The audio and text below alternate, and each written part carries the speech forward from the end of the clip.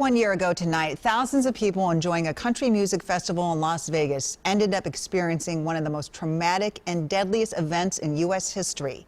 58 people were killed, and hundreds more were hurt when Stephen Paddock opened fire on the crowd at the Route 91 festival.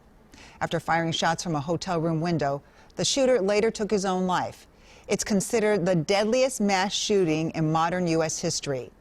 Dozens of Minnesotans attended the festival, including Shelby Henderson. Her group luckily didn't get hurt, but she still carries emotional scars. WCCO's Jeff Wagner learned how she's coping with the trauma of that day and using it to better herself.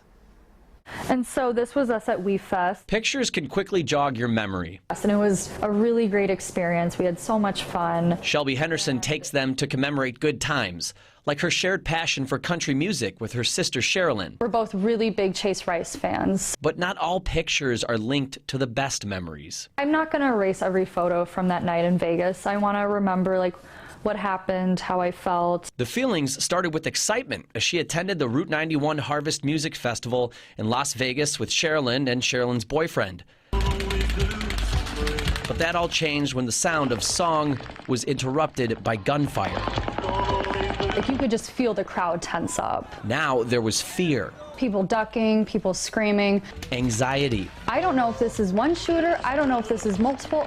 And guilt. I didn't even look around to see if my sister and her boyfriend were okay. I just ran away. Luckily, all escaped without injury, but nearly 60 people were killed. When an event like that happens, you lose all sense of security in your life. To combat that, Henderson thrust herself back into her normal life. She focused on her new job and even attended concerts. We kind of tried to overcompensate a lot for what happened to us by no, well, we're still going to go out, go to more concerts. We're still going to go out and just prove that we're still comfortable. When you first have the experience of trauma, all the feelings don't come up at once. Gabriel Sims is a clinical counselor who specializes in trauma and says Henderson's desire to quickly move on from the shooting without addressing her emotions is typical. So the trauma actually has the event, and then it kind of crests.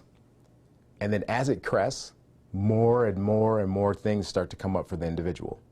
Then at that point, the anxiety becomes very intense. Several months after the shooting, I started dreading to go to work. I started getting really anxious. I didn't really want to be in crowds. I didn't want to be around people. She decided to quit her job, travel, and see a therapist. It took me a few weeks to realize, no, this isn't you failing as a person. This is you taking care of your mental health. With a new job and a strong support system through her family, Henderson says she's happy with her life 1 year after the shooting, even if the memories never fade. So things will come up. They'll have physical responses, or a thought might creep in, but it's not indicative of sliding back. Making these photos no longer about where she once was, but how far she has come. It would always be part of your life. It's up to you if you're going to let it change you for the better or for the worse. Jeff Wagner, WCCO 4 News. The anniversary is also around the date of Henderson's sister's birthday. Their goal is to always do something positive around this time and celebrate in a fun way.